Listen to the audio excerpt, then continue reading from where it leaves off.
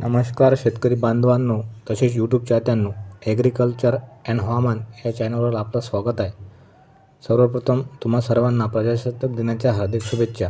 या व्हिडिओमध्ये आपण 26 जानेवारी ते 31 जानेवारीचा महाराष्ट्र तसेच उत्तर भारताचा हवामान अंदाज पाहणार आहोत। मित्रांनो, चॅनलवर जर नवीन असाल तर चॅनलला सबस्क्राईब करा, तसेच हा व्हिडिओ शेवटपर्यंत पहा। सर्वप्रथम उत्तर भारताचा हवामान अंदाज पाहूया। दिनांक 26 जानेवारीला एक WTO येणार आहे। या WTOमुळे जम्मू आणि काश्मीरला बर्फबारी आणि पावसाची दाट शक्यता आहे। तसेच दिनांक 26 जानेवारीला पूर्व भारतातील विजयवाडा, विशाखापट्टणम, हैदराबाद, जगदलपूर या भागात हलक्या स्वरूपात पाऊस राहण्याची दाट शक्यता आहे।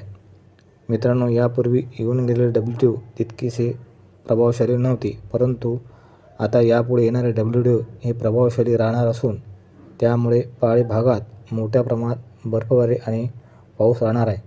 दिनांक 27 जानेवारी आणि 28 जानेवारीला पुन्हा एक मजबूत पश्चिमी विक्षोभ येणार आहे आणि त्यामुळे जम्मू काश्मीर तसेच उत्तराखंड, मेघालय, हिमाचल प्रदेश सहित सर्व पहाडी भागात मोठ्या प्रमाणात बर्फबारी आणि पाऊस राहणार आहे। मित्रांनो, दिनांक 30 जानेवारी आणि 31 जानेवारीला सुद्धा पुन्हा एक WTO येणार आहे आणि त्याचा प्रभाव हा फक्त जम्मू आणि काश्मीरवरच पडणार आहे। म्हणजे या भागात बर्फबारी आणि पाऊस राहण्याची शक्यता आहे। मित्रांनो, या WTOमुळे महाराष्ट्रावर काय परिणाम होणार आहे हे पाहूया। दिनांक 26 जानेवारी ते 31 जानेवारी दरम्यान येणारा WTOचा पावसासंबंधित कोणताही परिणाम महाराष्ट्रावर होणार नाही।